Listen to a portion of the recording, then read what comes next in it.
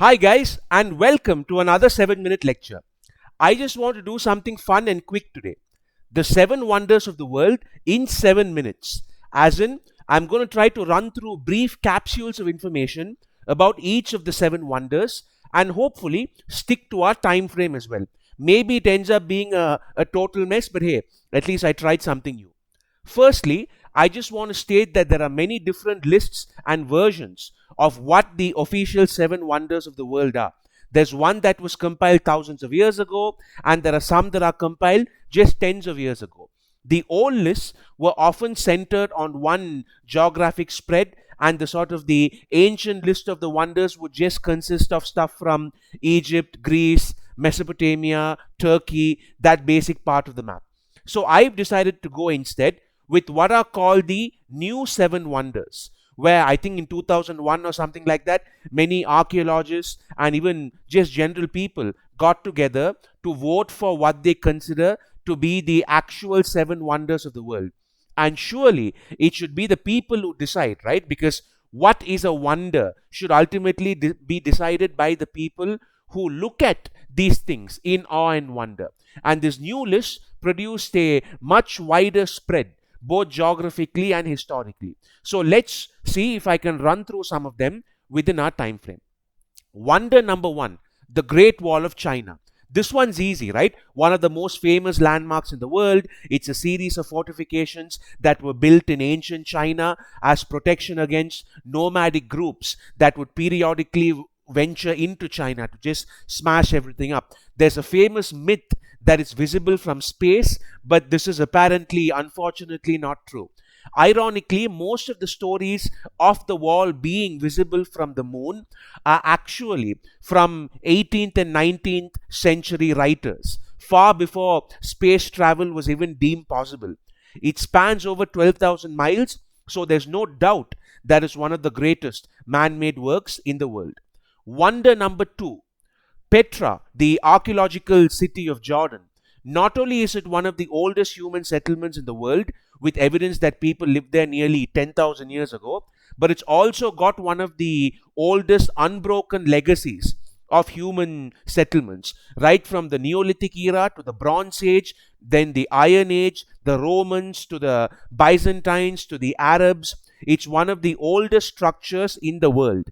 It never really got the credit it deserved, but in recent times there's been a lot of attention on it, which is a good thing. Wonder number 3, the Christ the Redeemer statue in Rio de Janeiro in Brazil. It's only about 100 feet tall, which isn't really a big deal, but it's highly important as a cultural icon. Christianity is often associated with the global north, but many forget that Latin America and South America have very rich and deep histories when it comes to Christianity as well. This Christ the Redeemer statue was built only in the 1930s, so it's not as ancient as some of the others, but it's still important. Wonder number 4, Machu Picchu, another world wonder from South America. It's a 15th century fortress of sorts, citadel of sorts, that was used by the Inca Empire. It's supposed to have great panoramic views, and it's one of the most well-known tourist attractions in the entire world. It might not be that impressive archaeologically based on what we see from other civilizations from the 15th century, but it's still an important part of the narrative of the Incas, who are often forgotten in world history. Wonder number 5, the Chichen Itza. So from the Incans, we now come to the Mayans, both from the same part of the world, but both important in their own different ways. This is a large city and is often considered the peak of what the Mayans built. It's located in modern-day Mexico, and by the standards of civilizations at the time, which is about 1,000 years ago, it's supposed to be a pretty huge city.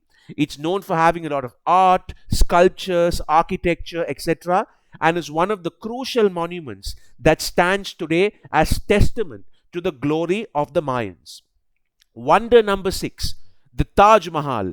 I will of course do a separate video on this. It's a mausoleum built by the Mughal Emperor Shah Jahan as a monument of love, so to speak, for his wife Mumtaz Mahal. It took about 20 years to build in its totality, it required about 20,000 artists, excluding the architects and the laborers and all that. And in today's money, if you convert it in terms of modern 2020, 2021 purchasing power, it costs about $1 billion.